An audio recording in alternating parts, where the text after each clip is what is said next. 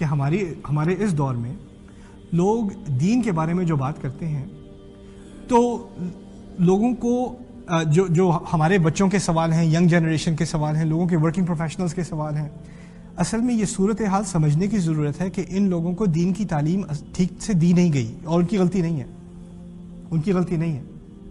اگر آپ پاکستان کا جائزہ لیں، انڈیا کا جائزہ لیں، بنگلہ دیش کا جائزہ لیں، مسلمان ممالک کا کہیں بھی جائزہ لے لیں، ہماری دینی تعلیم کیا ہے؟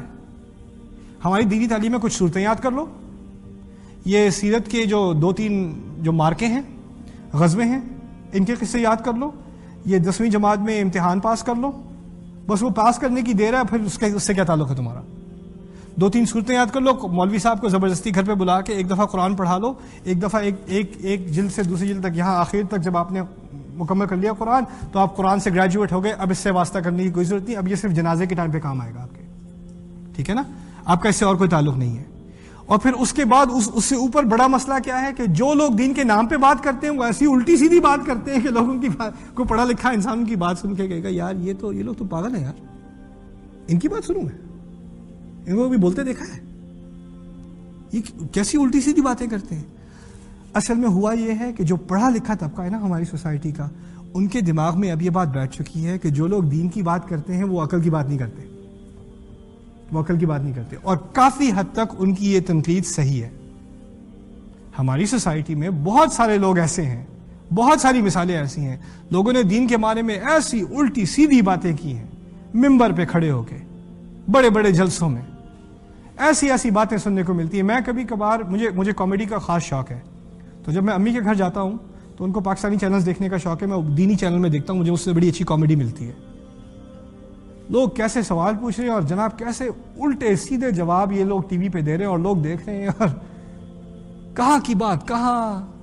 کو کسی کو کال کر کے پوچھ رہا ہے ہاں مجھے آج کل نیند نہیں آتی میں کیا کروں، کہتے ہیں اچھا ٹھہر جاؤ ذرا ایک سیکنڈ، ہاں تم ایسا کرو تم یہ 3 دفعہ پڑھو، یہ 5 دفعہ پڑھو. یہ کہاں سے یہ لے کے آ رہا ہے یار، یہ کون سا دین ہے؟ میں 15 سال سے پڑھنے کی کوشش کر رہا ہوں، مجھے یہ فارمولا نہیں ملا، ان کو کہاں سے مل گیا؟ یہ غیب سے آتا ہے جی، ان کی عقل ہی غیب میں یار ان لوگوں کی. اور جب ان لوگوں کو آپ دیکھو گے بار بار تو کسی بھی عقل مند انسان کے دماغ میں تو آئے گا میرا اس دین سے کیا تعلق یار، ان لوگوں سے میں کیا کروں، اس سے میرا کوئی واسطہ نہیں ہے، نہ میں ان سے کوئی واسطہ کرنا چاہتا ہوں، میں تو ان کو بلیم بھی نہیں کرتا. میں خود اگر میرا ایکسپوجر صرف ان لوگوں سے ہوتا تو میرا دین سے کوئی تعلق نہ ہوتا، کوئی بھی تعلق نہ ہوتا. میں تو بڑا فارچونیٹ ہوں، جب میں کالج میں تھا میں بالکل دین سے میرا بالکل کوئی واسطہ نہیں تھا. جب میں کالج میں تھا مجھے کچھ ایسے لڑکوں سے ملاقات ہوئی، کچھ ایسے دوستوں سے ملاقات ہوئی جو مجھ سے کہیں زیادہ ذہین تھے اور مجھ سے کہیں زیادہ دیندار تھے، اور جب وہ اپنے دین کی طرف آئے تھے تو عقلی طور پر آئے تھے. ان کے لیے صرف دین ایک روحانی شے نہیں تھی، ایک عقلی چیز تھی. روحانیت اور عقلیت دونوں ایک ساتھ تھیں. اور جب میں نے اس چیز کو دیکھا، میں نے کبھی دیکھا نہیں تھا، میں نے تو سوچا نہیں تھا کبھی عقل مند لوگ بھی دیندار ہوتے ہیں، سوچنے سمجھنے والے بھی دیندار ہوتے ہیں. یہ لوگ اس کے تو 4.0 GPA، top of his class, masters degree, اتنی اچھی تعلیم، اتنا اچھا کریئر، اور یہ بھی 5 وقت کی نماز پڑھتا ہے. یہ کیوں نماز پڑھتا ہے؟ میرے دماغ میں سوال یار یہ تم نماز کیوں پڑھتے ہو؟ تم تو پڑھے لکھے ہو، اور آپ لوگ میں سے بھی کچھ جاتے ہیں یہاں امریکہ میں رہنے، آپ پاکستان جاتے ہیں، آپ کے کزن آپ سے کیا پوچھتے ہیں؟ یار تم نماز پڑھ رہے ہو، تم تو امریکہ سے آئے ہو، تم کیا نماز پڑھ رہے ہو؟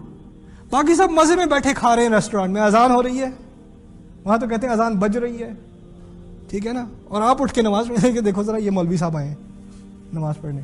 اب نماز مذاق بن چکی ہے اس سوسائٹی میں. اندازہ کرو کتنا زوال ہے اس مسلمان امت کا. اور اس میں آپ ان لوگوں کی طرف ہی صرف انگلی مت اٹھائیں جو نماز نہیں پڑھتے. وہ یہاں تک پہنچے کیسے؟ یہ کون سی تعلیم کی کمی تھی؟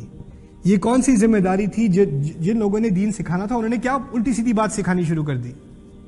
وہ کس چیز پہ انہوں نے اپنا جو دین کی اساس ہے، جو اس دین کو قوت دیتی ہے، وہ چیز چھوڑ دی، اور جو الٹی سیدھی باتیں ادھر ادھر کی اس پہ سارا زور. تو پھر یہ ہونا ہے جب ان کا سارا دین ایک ہی ان چیزوں میں رہ گیا تو پھر ہونا کیا ہے پھر اس کے بعد؟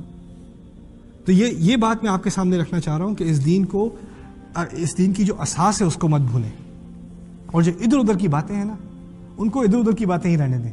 جو سائیڈ ایشوز ہیں ان کو سائیڈ ایشوز رہنے دیں. اصل اساس دین کی یہ قرآن ہے. قرآن پر جب ہماری امت واپس آئے گی تو ہمارا کانفیڈنس اس دین میں اور ہماری ایتھکس، ہماری مورالٹی، ہمارا کردار، ہمارے اخلاق، سب چیزیں واپس آ جائیں گی. ایک دفعہ اللہ تعالیٰ کا کلام ہمارے دلوں میں تو اتر آئے.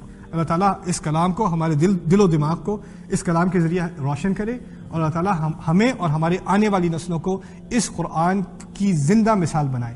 بارک اللہ لی ولکم فی القرآن الحکیم ونفعنی وإیاکم بالآیات والذکر الحکیم۔ والسلام علیکم ورحمۃ اللہ وبرکاتہ۔